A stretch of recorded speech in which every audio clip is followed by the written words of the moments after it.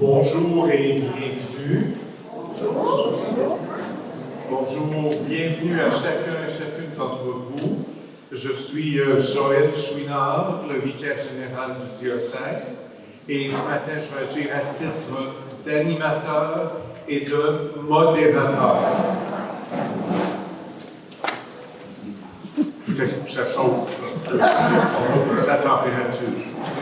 Voilà, premièrement, c'est avec beaucoup de joie que l'équipe diocésaine, Monseigneur Corriveau et toute l'équipe diocésaine, nous vous accueillons ce matin.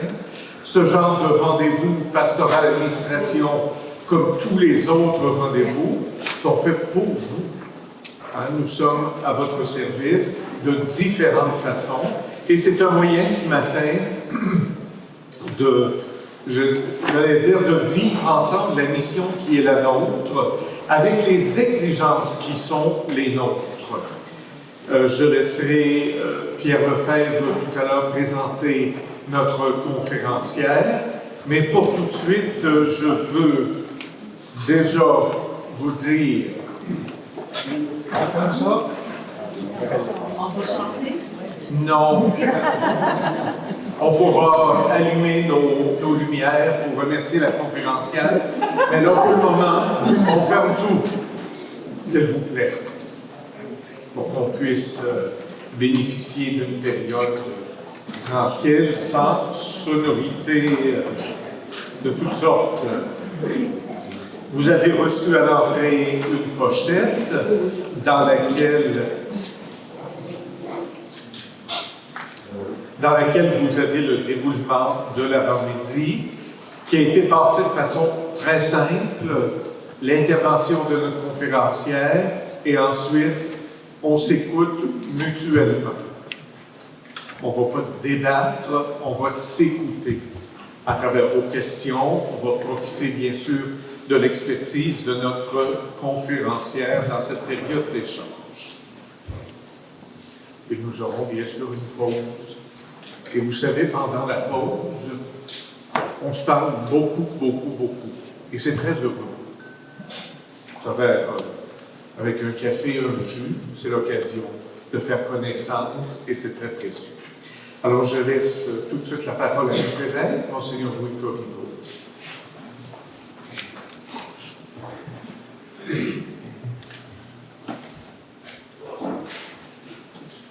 Bonjour.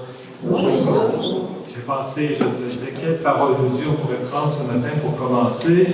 Alors, je vais prendre un extrait de la première lettre de Saint Pierre apôtre. Alors, voilà, donc, bien-aimés, les anciens en fonction parmi vous, les anciens à l'époque, c'était les responsables des communautés chrétiennes. Je les exhorte, moi qui suis ancien comme eux, et témoin des souffrances du Christ, communiant à la gloire qui va se révéler. Soyez les pasteurs du troupeau de Dieu qui se trouve chez vous. Veillez sur lui, non par contrainte, mais de plein gré, selon Dieu. Non par cupidité, mais par dévouement. Non pas en commandant en maître à ceux qui vous ont confiés, mais en devenant les modèles du troupeau. Et quand se manifestera le chef des pasteurs, vous recevrez la couronne de gloire qui ne se flétrit pas. Parole du Seigneur.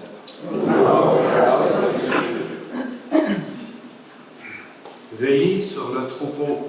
C'est beau. Alors, on voit un regard de bienveillance sur un pasteur. Veillez sur le troupeau, veillez sur les gens. Cette attention que nous avons à vivre, cette vigilance, est appelée à se traduire dans des gestes et des attitudes très concrets. Alors,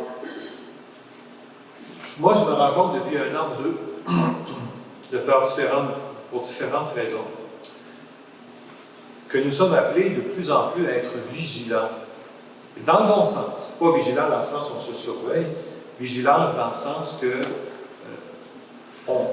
on essaie le mieux possible de faire en sorte que le cadre dans lequel nous travaillons, il est sain, les gens se sentent à l'aise, les gens soient heureux. Je dirais que c'est la charité qui s'incarne dans les choses très concrètes. Tu sais qu'on dit, c'est important pour nous, aimez-vous les uns les autres. Mais aimez-vous les uns les autres, ça se traduit dans des gestes concrets. J'ai réalisé, en tout cas personnellement, depuis un an, différentes choses. Je l'ai confié à quelques-uns d'entre vous, mais au mois de novembre dernier, j'ai vécu une expérience particulière, ce qu'on appelle... j'ai participé à une expérience sur la justice réparatrice. La justice réparatrice, c'est... on était un groupe de 9 personnes. Il y a des personnes qui ont été agressées. Il y en avait au moins 3 qui partageaient. Et nous, de notre côté, je ne peux pas dire qu'on était des agresseurs, mais on représentait quand même des institutions qui ont agressé des gens. Et donc, en écoutant l'histoire des gens, moi-même, dans ma tête, je me suis souvenu de différents événements dans ma vie où je me suis dit, oh là là, j'ai raté le bateau. Pas que j'ai agressé du monde, mais des fois, j'ai été témoin de paroles dures, d'attitudes qui font que les gens ont été mis de côté. Je n'ai pas su comment réagir. Pas parce que je ne suis pas une bonne personne, mais je n'ai pas su comment réagir. Et ça, pour moi, c'était un des points forts, c'est-à-dire le comment faire, qu'est-ce qu'on fait quand il arrive telle situation, quelle attitude avoir très concrète avec les personnes. Ça, c'est un événement qui a été majeur pour moi dans l'année pastorale, et ça m'a fait souvenir, ça m'a éveillé davantage sur ma propre attitude. Qu'est-ce que je fais quand je suis témoin de telle chose? Parce que souvent, moi, ce que j'ai remarqué, c'est ça que les gens qui avaient été agressés ont souffert de ça. Il y a un silence. Bon, on ne sait pas trop comment réagir. Alors, voilà, donc c'est un aspect, c'est juste pour dire la délicatesse, comment parler, comment on se parle. Comment on se parle dans une réunion, par exemple? Comment on se parle? Quelle attitude on a? Un code d'éthique. Bon, des comportements très concrets. L'autre événement que je vous partagerai, c'est que ça arrive de temps en temps, quand on est dans les services diocésains, que ce soit à Joliette ou ailleurs, on reçoit des plaintes. Et dans une conversation avec une des personnes qui portait plainte, contre quelqu'un qui œuvre dans le diocèse, la personne m'a dit, est-ce que vous avez un code d'éthique? C'est là que j'ai réalisé davantage, avez-vous un code d'éthique? La personne, parce que la personne à qui je parlais a travaillé dans ce domaine-là, un domaine très proche, et c'est là que j'ai réalisé, quand arrivent ces événements-là et qu'on a un code d'éthique, alors voilà, juste pour vous dire, il y a des moments dans une vie où on est éveillé à ça personnellement. Et c'est pour ça que nous avons comme mise à jour le code d'éthique. On l'a promulgué, on fait venir Gabriel ce matin. Mais c'est pour nous rendre, c'est pour, comme je vous dis, c'est de rendre, de mettre dans le concret, qu'est-ce que concrètement ce que ça veut dire, nous aimer les uns les autres, veiller les uns sur les autres. Alors, confions-nous et demandons à l'Esprit ce matin. Nous sommes dans les langues de la fête de la Pentecôte, nous sommes dans les dimanches qui suivent la fête de la Pentecôte. Alors, confions-nous à l'Esprit du Seigneur. Que l'Esprit descende sur nous, qu'il nous donne, entre autres, qu'il nous fasse le don de l'intelligence. Ici, le don de l'intelligence, quand on parle de l'Esprit, c'est l'intelligence de la foi, c'est l'intelligence de l'amour. Comment réagir, comment on se parle les uns les autres, comment on agit les uns envers les autres. Je vous remercie beaucoup d'être ici ce matin. Le Pape François a insisté sur l'importance de marcher ensemble. La meilleure manière de marcher ensemble, c'est de se réunir ensemble. Alors, merci beaucoup. Je nous souhaite une belle après-midi ensemble.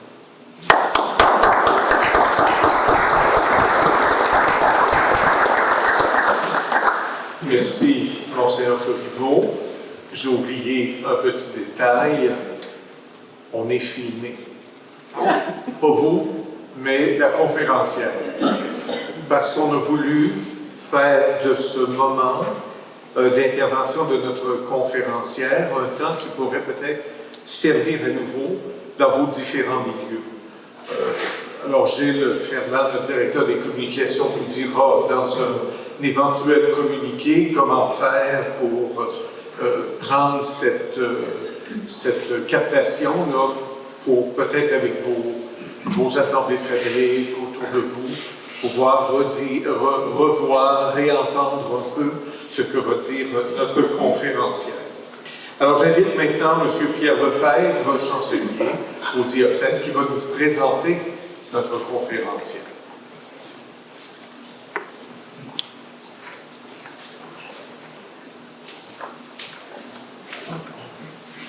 Alors, bonjour à tous.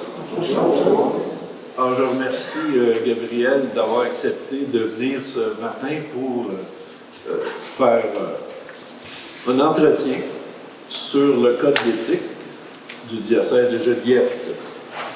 Alors, ce que je peux dire d'emblée, c'est qu'elle a beaucoup d'expérience au niveau juridique et de plus en plus, depuis les dernières années, bien impliquée au niveau de la chancellerie, surtout du côté de Montréal. Mais elle a débuté d'abord comme conseillère au ministère de la Justice en 2008-2010. Ensuite, elle a été au cabinet du ministre des Finances et du ministre du Revenu de 2010 à 2012. Ensuite, elle a travaillé pour le cabinet Carré et Webster de 2016 à 2017. Et par la suite, je suis arrivé à l'archidiocèse de Québec comme avocate et vice-chancelière. De 2017 à 2024, elle a aussi été auditrice au tribunal ecclésiastique pour les causes de l'unité de mariage. Et spécifiquement, depuis 2025, elle a été nommée directrice du nouvel office de déontologie de l'archidiocèse de Montréal. Elle s'occupe aussi de la formation du personnel et elle a donné aussi différentes conférences, entretiens dans des divers diocèses. On a eu la chance de l'entendre sur la loi sur les fabriques en mars dernier et tout récemment, en mai, on avait un colloque par visioconférence. Alors, on a parlé des fermetures, des ventes. Alors, je remercie beaucoup d'être là ce matin. Et spécialement, elle va nous entretenir. Je la laisse la parole.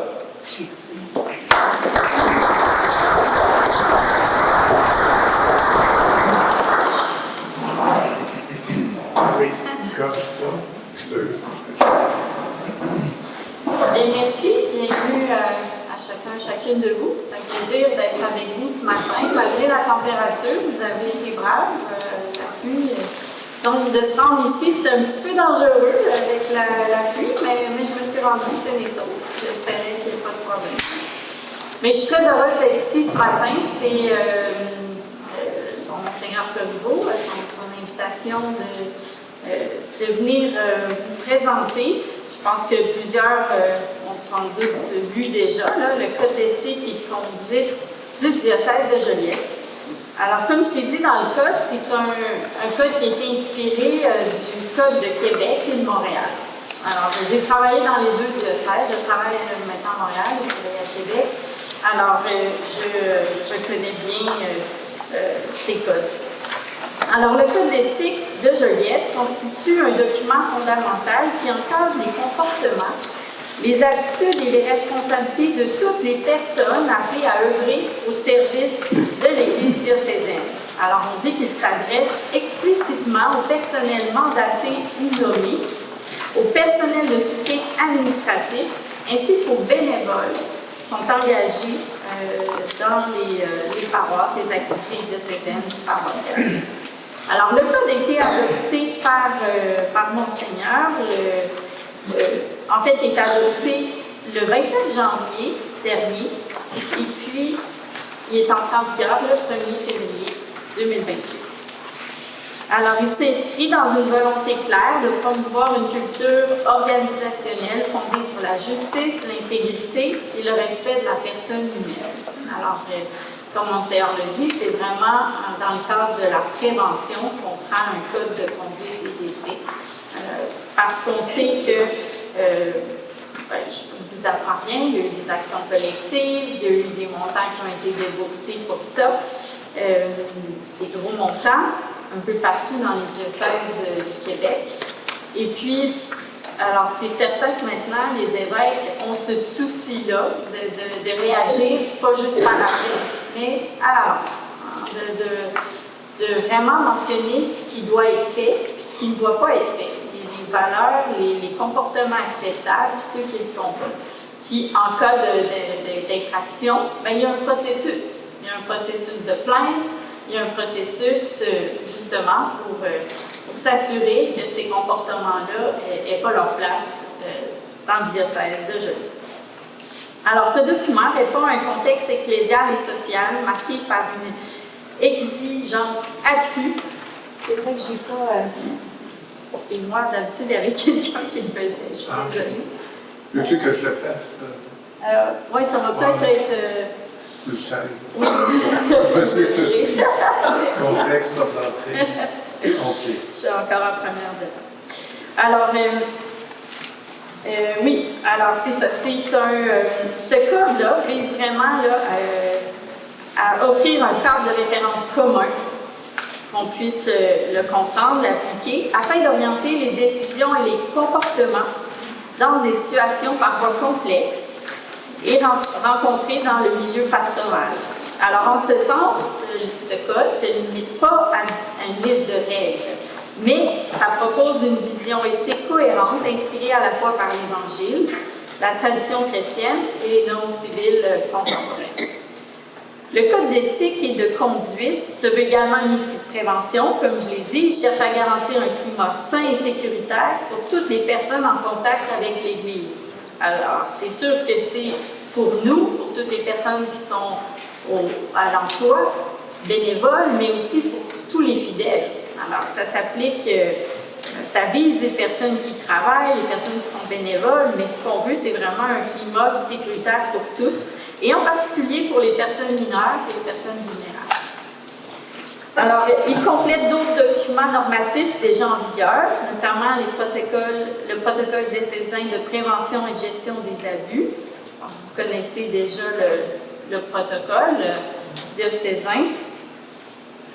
Et puis, il complète aussi les politiques relatives au harcèlement psychologique en milieu de travail. Alors, ces politiques-là sont obligatoires au niveau civil depuis 2019 déjà. Alors, ce code rappelle que chaque personne agit au nom de l'Église contribue par son comportement à la crédibilité et à la mission évangélique de l'institution dans la société. La prochaine. Alors, on va regarder les finalités et le champ d'application.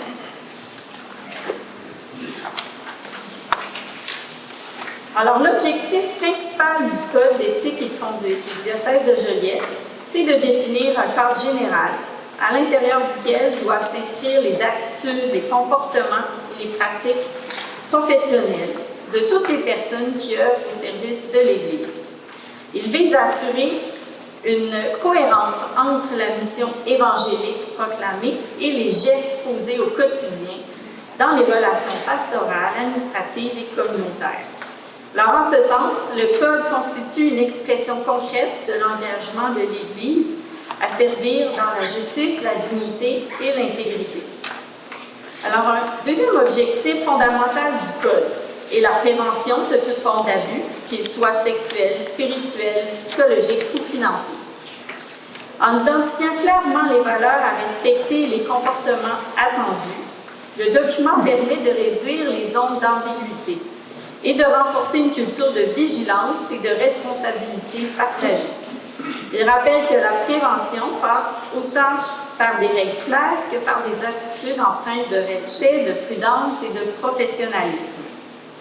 Alors, le Code cherche également à protéger les personnes qui bénéficient des services de l'Église en mettant un accent particulier sur la sécurité psychologique et physique des personnes mineures et des adultes et personnes en situation de vulnérabilité. Il souligne l'importance d'un engagement personnel et collectif à dénoncer toute conduite inappropriée et à ne jamais tolérer des comportements contraires à l'éthique. Alors enfin, ce code sert de référence commune pour l'évaluation des situations problématiques, la gestion des plaintes et l'application de mesures correctives ou disciplinaires, contribuant ainsi à l'harmonie et à la crédibilité de la vie ecclésiale. Alors, les personnes visées et les contextes d'application. Alors, le champ d'application du Code est volontairement large afin de couvrir l'ensemble des réalités organisationnelles dans le diocèse. Il s'applique à toutes les personnes mandatées, nommées pour exercer un ministère ou une fonction au sein de l'Église, incluant les prêtres, les diacres, les agents de pastoraux laïcs. Il concerne également le personnel de soutien, les secrétaires, les comptables, sacristains, mariés, présidents de fabrique, même l'ensemble des bénévoles dans les activités diocésaines et paroissiales. Alors, le Code s'applique tant aux activités internes qu'aux activités externes liées au travail et au bénévolat, qu'elles se déroulent dans un cadre diocésain, paroissial ou au sein de mouvements de regroupements ecclésiaux. Alors, chaque personne est appelée à s'approprier les valeurs du Code, à en connaître les principes et à adapter son comportement en conséquence, peu importe son rôle ou son niveau de responsabilité. Il est important de souligner que ce Code ne se substitue pas aux lois civiles et aux autres textes normatifs de l'Église catholique. Mais il s'agit d'un complément visant à favoriser l'harmonie et la cohérence dans la vie ecclésiale. Le non-respect du Code peut entraîner des conséquences sérieuses, allant des mesures disciplinaires à des recours judiciaires selon la nature de la gravité des manquements. Ainsi, le champ d'application du Code rappelle que l'éthique est une responsabilité partagée et continue, indissociable de la mission confiée à chacun. Alors, les fondements éthiques et institutionnels. Alors, ce qu'on retrouve dans le Code, les sources sont évangéliques, ecclésiales et légales. Le Code repose sur un ensemble de fondements complémentaires qui lui confèrent à la fois une légitimité spirituelle, institutionnelle et juridique. Alors, sur le plan théologique, il s'inspire directement de l'Évangile et de la tradition chrétienne, qui place la dignité de la personne humaine, la justice et le service au cœur de la mission de l'Église. Alors, la référence à la constitution dogmatique Lumen Gentium du Concile Vatican II rappelle que l'Église est le peuple de Dieu en marche, appelé à refléter la lumière du Christ dans le monde. Sur le plan ecclésial, le Code s'appuie sur le droit canonique ainsi que sur différents documents normatifs émis par des instances catholiques, notamment ceux de la Conférence des évêques catholiques du Canada. S'inscrit également dans la continuité des codes d'éthique adoptés par d'autres diocèses, tels que ceux de Québec et de Joliette, dont certaines bonnes pratiques ont été reprises et adaptées au contexte de Joliette. Enfin, le Code d'éthique et de conduite était élaboré en conformité avec les lois civiles en vigueur au Canada et au Québec. Il tient compte entre autres de la loi sur la protection de la jeunesse, la loi sur les normes du travail en matière d'harcèlement psychologique et la loi 25 sur la protection des renseignements personnels. Alors, cette articulation en foi, droit ecclésial et droit civil permet d'assurer que les pratiques pastorales respectent à la fois les exigences spirituelles et les obligations légales, renforçant ainsi la crédibilité et la responsabilité de l'Église dans la société. Alors, éthique relationnelle et valeurs fondamentales. Quelles sont les valeurs qui guident les comportements qui sont attendus? Alors, les valeurs fondamentales du Code constituent le socle sur lequel repose l'ensemble des comportements attendus des personnes œuvrant au service du diocèse de Joliette. La première de ces valeurs est la dignité de la personne humaine, reconnue comme intrinsèque et inaliénable. Cette dignité commande le respect, l'écoute, la bienveillance et la protection de toute personne, sans distinction d'âge, de sexe, d'origine, d'orientation sexuelle et de condition sociale. L'autonomie et l'autodétermination représentent la deuxième valeur clé. Alors, elles impliquent la capacité pour chaque personne de faire des choix libres et éclairés, sans pression ni manipulation. Alors, dans un contexte pastoral, ces deux valeurs, d'autonomie et d'autodétermination, exigent une grande vigilance afin de ne jamais imposer ses propres convictions, mais plutôt d'accompagner les personnes dans le respect de leur cheminement personnel et spirituel. La sécurité personnelle, c'est la troisième valeur qui est centrale dans ce code. Elle englobe la protection contre les dangers physiques, psychologiques, spirituels, sexuels et financiers. Alors, cette valeur se traduit par des règles de conduite précises visant toute situation à risque, en particulier lorsqu'il est question de personnes mineures et vulnérables. Enfin, la quatrième valeur, la confidentialité, on parle de trois valeurs, la confidentialité, la loyauté et l'intégrité complètent cet ensemble de valeurs. Elles exigent une gestion responsable des informations, une fidélité aux engagements pris et une conduite empreinte de droiture et d'honnêteté. Ensemble, ces valeurs offrent un cadre clair et cohérent pour guider les décisions, prévenir les abus, renforcer la confiance au sein de la communauté ecclésiale. Alors, comment ça fonctionne? Les mécanismes d'application, dénonciation et sanction. Alors, le Code d'éthique et de conduite prévoit des mécanismes d'application clairs afin d'assurer son respect et son efficacité. Les autorités diocésaines ont la responsabilité première de prévenir et de faire cesser toute forme d'abus, de diffuser le Code et de veiller à son application dans l'ensemble des structures diocésaines et paroissiales. Alors, le comité aviseur diocésain joue un rôle central dans ce dispositif, notamment en évaluant périodiquement les normes, en proposant des mises à jour et en recevant les plaintes liées à des dérogations au Code. Alors, le comité aviseur reçoit toutes les plaintes d'abus sexuels. Tout ce qui est sexuel, c'est vraiment le comité aviseur. Les dénonciations des inconduites est présentée comme une obligation morale et, dans certains cas, légale. Toute situation impliquant une personne mineure doit être signalée sans délai à la direction de la protection de la jeunesse, conformément aux lois civiles du Québec. Alors, un autre mécanisme est prévu lorsqu'il s'agit d'autres abus. Quand on parle d'abus spirituels, psychologiques, financiers, alors les plaintes sont dirigées à la direction des ressources humaines ou au comité aviseur si la personne en cause est un membre du clergé. Le Code précise enfin des sanctions applicables en cas de manquement. Alors, celles-ci peuvent aller de mesures disciplinaires administratives jusqu'au congédiement pour le personnel ou à des sanctions appropriées pour les bénévoles selon la gravité des faits. Des recours judiciaires peuvent également être envisagés. Alors, en établissant ces mécanismes, le Code d'éthique et de conduite affirme clairement que la protection des personnes, la justice et l'intégrité priment sur toute autre considération, contribuant ainsi à un climat ecclésial sain, sécuritaire et digne de confiance. Alors, j'ai fait un tour quand même rapide. Si vous avez des questions, je vais être ici pour y répondre. Est-ce qu'on doit avoir accès à votre présentation?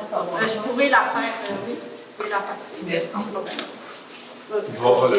Oui, c'est ça. Parfait. Super, j'ai juste Alors, un peu. oui, respirons. Bon, ça va permettre à l'être mélangé de se désaltérer. Alors, on va prendre quelques questions et puis on va prendre la pause dans une quinzaine de minutes et puis on reviendra pour prolonger les questions. Peut-être que pendant la pause, il y a un certain nombre de questions qui vont surgir. Alors, je vais tenter de modérer, c'est un peu ce que ça veut dire. Je vais aller chercher, selon les mains qui se lèvent, pour diriger les questions. Alors, on prend le temps de s'écouter et de parler fort pour qu'on puisse bien comprendre. Alors, Claude, tu avais la main levée. Oui, Marc Bélanger, au début de la présentation, vous avez fait mention qu'il y a le code d'éthique. Il y a comme d'autres documents qui. C'est le protocole. Il y a le protocole diocésain, puis il y a les politiques en cas de harcèlement psychologique. C'est comme. Tout ça, c'est un peu lié de façon ou d'une autre. Oui. Parce que le protocole, c'est vraiment ce qui vient encadrer là, toute disons, comment on traite. En fait, je pense que le protocole parle de différents, du comité aviseur. J'imagine que c'est ce qui a créé le comité aviseur. Là. Je suis moins familière avec votre protocole à vous, là, mais habituellement, c'est ça. C'est ce qui a commencé au début, là, comment on traitait les abus sexuels. Merci. Oui. Je voudrais savoir pourquoi chaque diocèse a son propre code. Pourquoi c'est pas au travers de l'Église, au moins du Québec, qu'on aurait juste un code? En fait, c'est que chaque évêque est responsable. Il n'y a pas un évêque du Québec. Alors, chaque évêque est responsable de son diocèse, une partie là, du peuple de Dieu qui lui est confiée.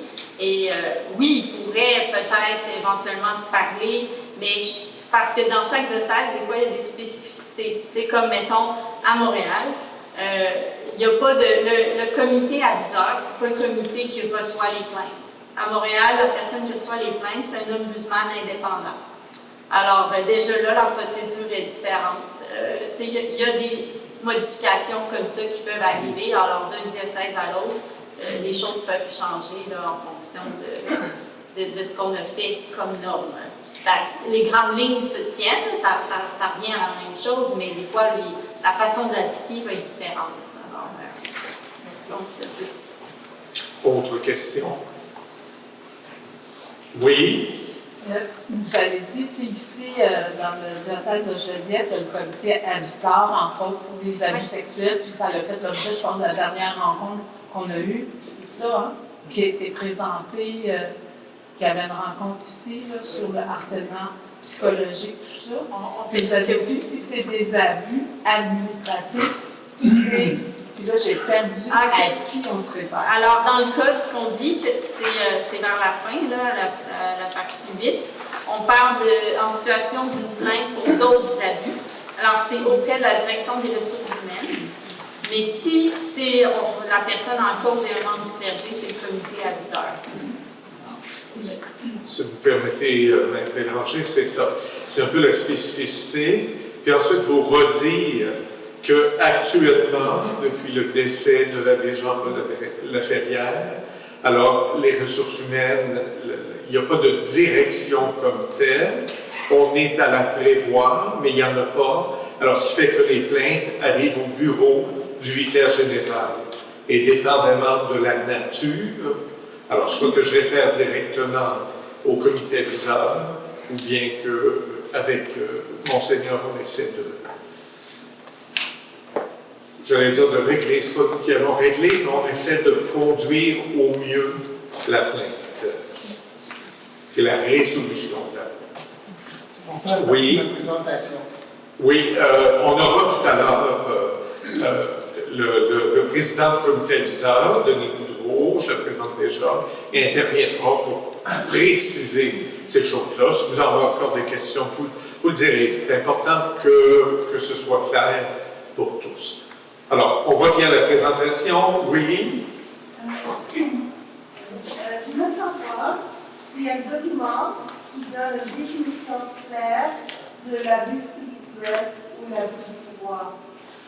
Il n'y a pas de document qui parle de ça, en tout cas pas à ma connaissance. L'abus spirituel, l'abus de pouvoir, souvent on va parler plus d'abus sexuels. Mais pour le reste, là, je pense pas. Oui. Je vais juste- Pierre, oui. Je vais juste répondre dans le sens qu'il y a des livres, il n'y a pas Oui, de oui. documents, Non, c'est mais il existe quelques ouvrages. Vous pouvez aller sur le site internet et demander abus spirituels, livres, puis là, ils vont vous donner une liste de quelques ouvrages. Il y a eu des livres qui ont été écrits pour les abus spirituels à l'intérieur des communautés religieuses. C'est un chartreux, c'est un des maîtres de la chartreuse qui a écrit un gros livre de 500 pages et quelques autres livres existants. Mais lorsque nous sommes allés au dicastère pour le clergé, on a, dans le fond, on a demandé qu'il pourrait peut-être avoir une réflexion qui se fasse à l'homme sur la question, parce qu'il y a peut-être plus d'abus spirituels actuellement que d'abus physiques dans l'Église. En tout cas, est-ce qu'on peut dire, M. Bélanger, que c'est plus facile à déterminer un abus physique qu'un abus psychologique, la personne abus spirituel? Non. Ben, c'est sûr que physique, c'est plus facile, là, ça c'est certain. Mais spirituel, tu sais, on peut le voir en questionnant. Tu sais, souvent, ça va être un ensemble de comportements qui vont faire que ça va être abusif. Oui. Alors, tu sais, on peut le déterminer, mais tu sais, il n'y a pas de, comme on disait, de document qui dit exactement c'est quoi la définition d'un abus. Tu sais, ça se trouve, mais est-ce que c'est au niveau canonique? Moi, je ne l'ai pas vu, en tout cas. Là. Mais tu sais, on peut trouver des définitions, il y a des gens qui ont réfléchi à ça. Mais c'est vrai que ça peut être éventuellement défini. Oui, Denis. C'est parce que ça, moi, j'ai une formation aussi en abus sexuel, c'est drôle de dire. C'est une formation qui se donne à l'Université Laval. Puis, on détermine que c'est l'abus spirituel qui conduit à un abus physique, psychologique ou sexuel. C'est que la personne utilise ses connaissances ou ses pouvoirs, entre guillemets, pour pouvoir abuser de l'autre, à ses fins personnelles. Manipuler l'autre, lui dire que des fois, c'est ça qu'on a entendu, là, que c'est Dieu qui dit ça, c'est Dieu passe par eux, par lui, pour dire tu dois écouter ce que moi je dis. C'est ça qu'il faut faire, j'ai la vérité. Bon, ça peut être ce genre d'abus. Est-ce que ça s'applique uniquement aux ministres ordonnés? Non. À tous les livres? Non, on a vu là, les abus dans les sectes et des communautés, puis c'était pas toujours des prêtres. Là. OK. Des religieux, des religieuses, des laïcs. Très bien. Question? Oui. À l'âge que j'ai, il y a 75 ans, juste à se gratter le sexe, on nous envoyait en enfer. C'est une forme d'agression spirituelle. Maître Bélanger, avez-vous un commentaire? Je ne sais pas trop, c'est pas. Je ne suis pas trop honnête. Il y a sûrement eu des abus dans le passé, là, mais écoutez, moi j'en ai. D'autres exemples, même. Ouais. On parle de sexe, mais ça peut être dans d'autres domaines aussi. C'est sûr qu'il y a eu sûrement des gens qui ont abusé en disant si tu fais ça, tu vas aller en enfer. C'est sûr. Aujourd'hui, on ne parle plus comme ça, grâce à Dieu. Je pense que c'est pas ça que l'Église dit. Je pense qu'il y a des gens, à un certain temps, qui ont peut-être pensé faire le bien en faisant peur aux gens. Mais. Il empêchait même. Il n'y avait pas de solution à certaines femmes parce qu'elles ne pouvaient pas refuser de. Ah non. Mais ça publie une norme. L'Église n'avait pas publié une norme. Oui, puis je ne suis pas sûre que c'était nécessairement des comportements ecclésiaux. Là. Ça, c'est peut-être des gens qui dérapaient. Je ne suis pas sûre que c'était nécessairement. Des attitudes personnelles de certaines certaines personnes à l'intérieur de la communauté. Exact. Vous voyez comment, juste le dialogue, vous voyez comment il faut apporter des nuances. Il y a des définitions, c'est plus facile, un abus physique, c'est très clair. Mais pour le reste, vous voyez, il faut nuancer nos propos. Cela dit, oui, il y a une autre question. Je voudrais juste féliciter dans la section 5.2.2, l'autonomie, l'autodétermination. Vous êtes dans le code. Oui, point 1 et 2, qui sont, à mon avis, d'importance capitale dans sa SMAC et vraiment, c'est beau, et ça va beaucoup plus loin souvent qu'on le parle, c'est une délicatesse vis-à-vis de la pensée de l'autre. Hein. C'est fin, et je pense que ça mérite souvent de réfléchir. Oui, chaque personne a sa conscience propre. Hein. C'est quelque chose qu'il faut respecter. Puis, absolument, l'Église le dit. Là, c'est le droit à la conscience, c'est le droit à une autre façon de dire, mais oui, la dignité, l'autodétermination. Autre question? Oui. C'est peut-être plus d'ordre technique, là. Je l'ai pas vu dans le document, mais quand on l'a reçu avant, il était question de nommer une personne dans chacune des paroisses. J'en ai pas parlé, mais on en parle dans le code. J'aimerais avoir ces éclaircissements. C'est quoi s'engage? Je pense que monsieur va en parler. Oui, Denis, avec le comité. Moi, j'ai plus traité des grandes lignes. Le côté pratique, vu que disons que c'est moins mon domaine. Mais l'application plus pratique à notre diocèse, Denis va y revenir, j'apporterai un complément aussi, si nécessaire. D'autres questions? Pierre, un instant, monsieur est dessus. Pierre, tu voulais te réfléchir? Je me demandais si quelqu'un de dire un petit mot sur le code d'éthique du clergé. Oui, bien, en fait, à Montréal, on a adopté un code de conduite pour le clergé, en plus du code d'éthique et de conduite qui s'applique à tous.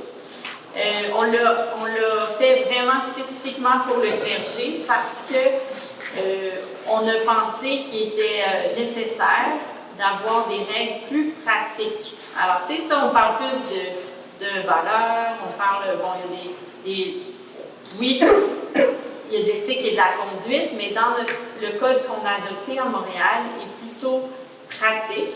Alors, pour aider les prêtres dans tout leur ministère, dont l'accompagnement spirituel, avec les mineurs, les personnes vulnérables, des règles de confidentialité, des règles. On a fait ça assez large, mais par section. Alors, pour donner vraiment des règles.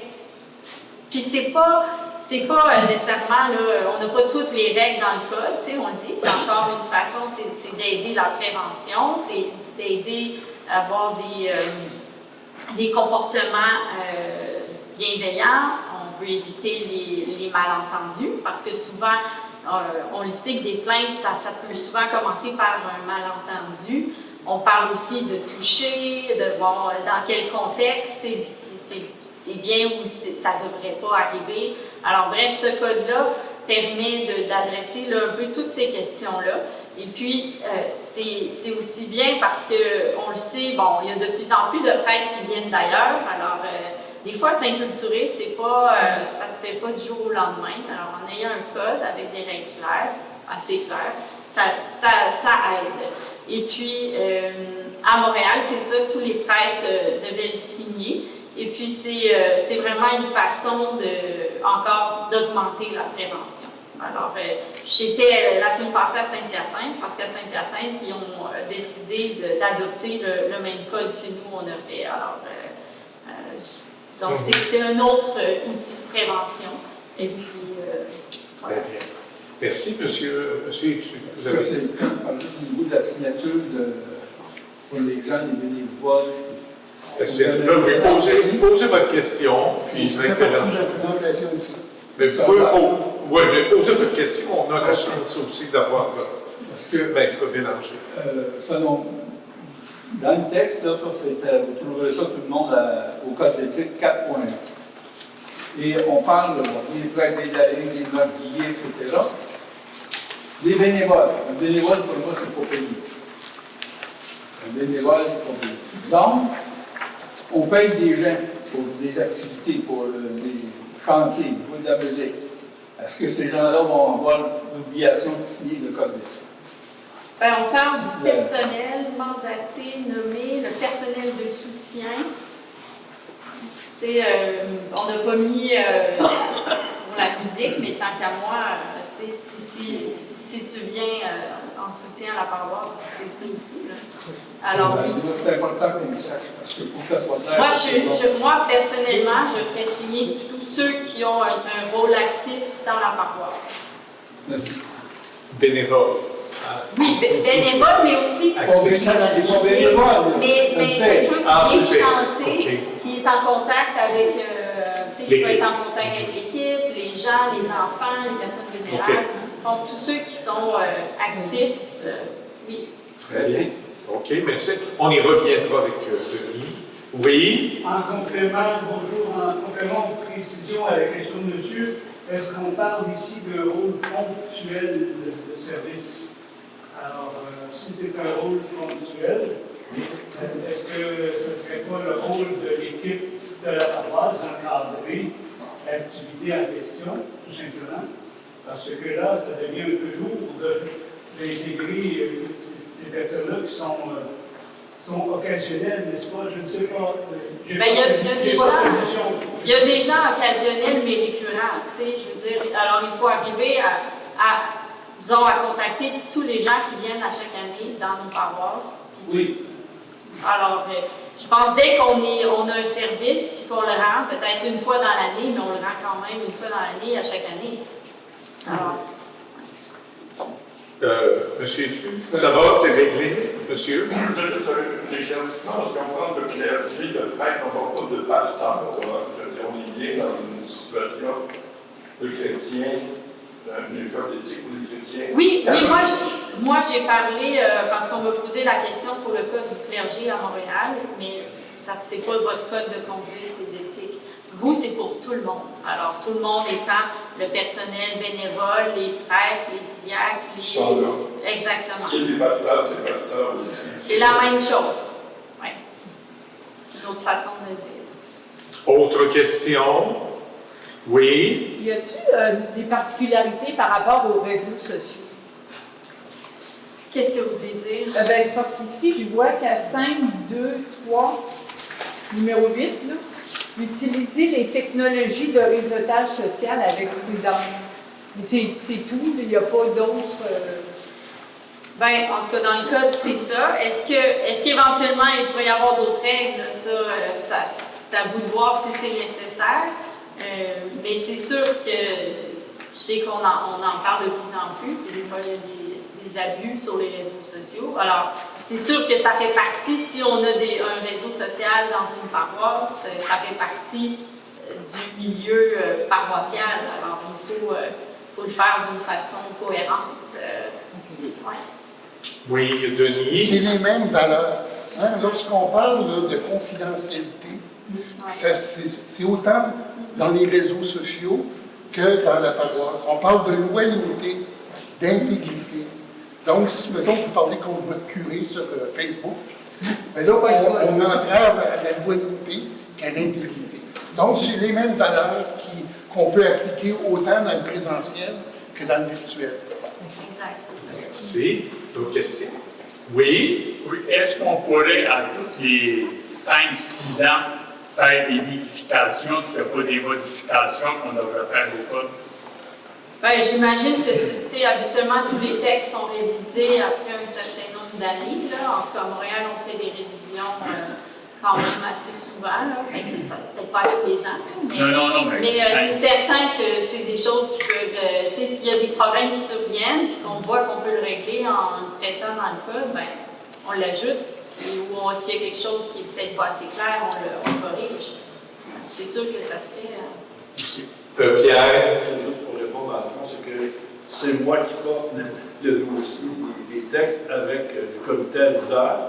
Alors, c'est moi qui souvent fais la rédaction et la révision. On propose au comité. Là, actuellement, c'est annuel. Alors, s'il y a des questions de votre part qui arrivent au diocèse, on en tient compte. Puis on fait une révision aussi s'il y a de la nouveauté. Au niveau juridique, par exemple, au niveau canonique, s'il y a des nouveautés de Rome, si Rome publie des textes, ou ça, on n'a pas le choix, ou des nouvelles lois civiles, ben, il va falloir l'appliquer. Merci. Je sais que c'est le rôle du comité aviseur de faire des propositions. Vous pouvez faire des propositions au comité.